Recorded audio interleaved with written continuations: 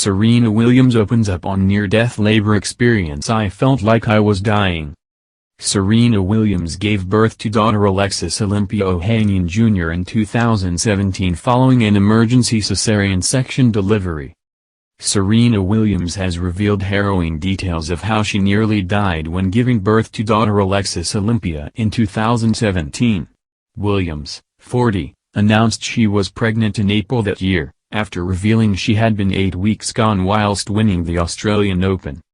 5 months later, she had an emergency cesarean section delivery due to the baby's heart rate dropping during labor and also suffered a pulmonary embolism after giving birth, leaving her bedridden for over a month and delaying her return to training. She would return in late 2017 at the Mobile World Tennis Championship in Abu Dhabi, although didn't play another Grand Slam event until the French Open in 2018. The success at Melbourne Park represented her 23rd major win, just one short of Margaret Court's all-time record. Since coming back, the American has reached 2 Wimbledon and 2 US Open finals but is still seeking the slam win she needs to equal the Australian.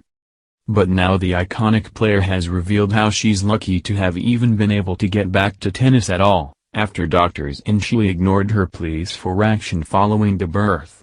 Having learned in 2010 she had blood clots in her lungs, the star realized in the hospital that something was seriously wrong.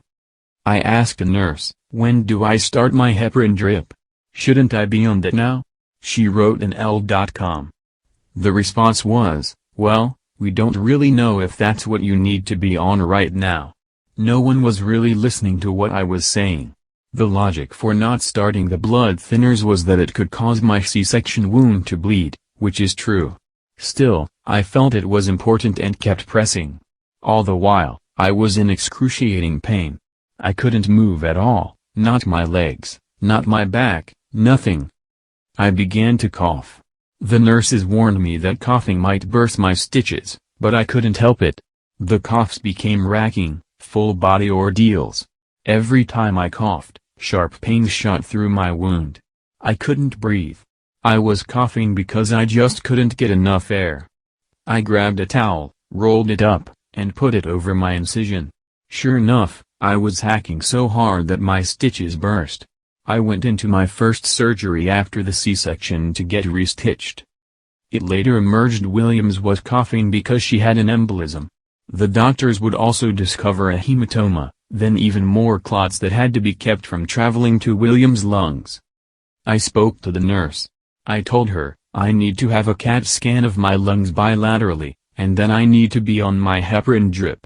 She added. Following further arguments, the nurse consulted a doctor and after a CAT scan, Williams was diagnosed with a blood clot and had a filter inserted into her veins to break it up. 1 week and 4 surgeries later, Williams left hospital, admitting I couldn't walk down the driveway, when she first arrived home. And all their fire is getting hotter. They'll never learn.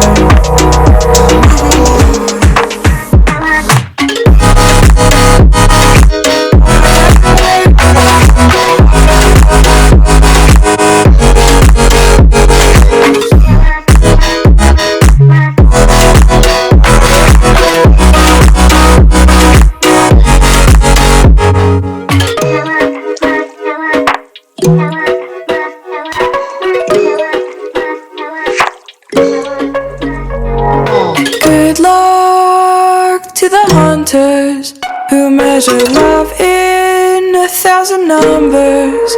They'll never reach out to hold another. They'll never learn. Sometimes as I get older, I figure out my heart is getting colder. But I'll never forget, my mind is getting older. I'll never learn.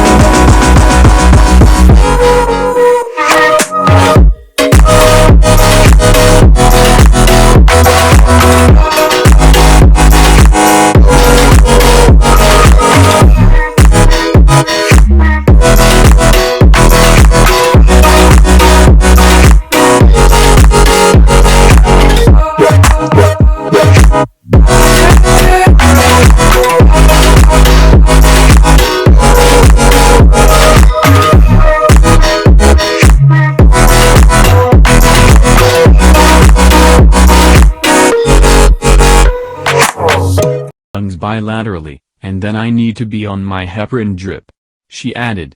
Following further arguments, the nurse consulted a doctor, and after a CAT scan, Williams was diagnosed with a blood clot and had a filter inserted into her veins to break it up.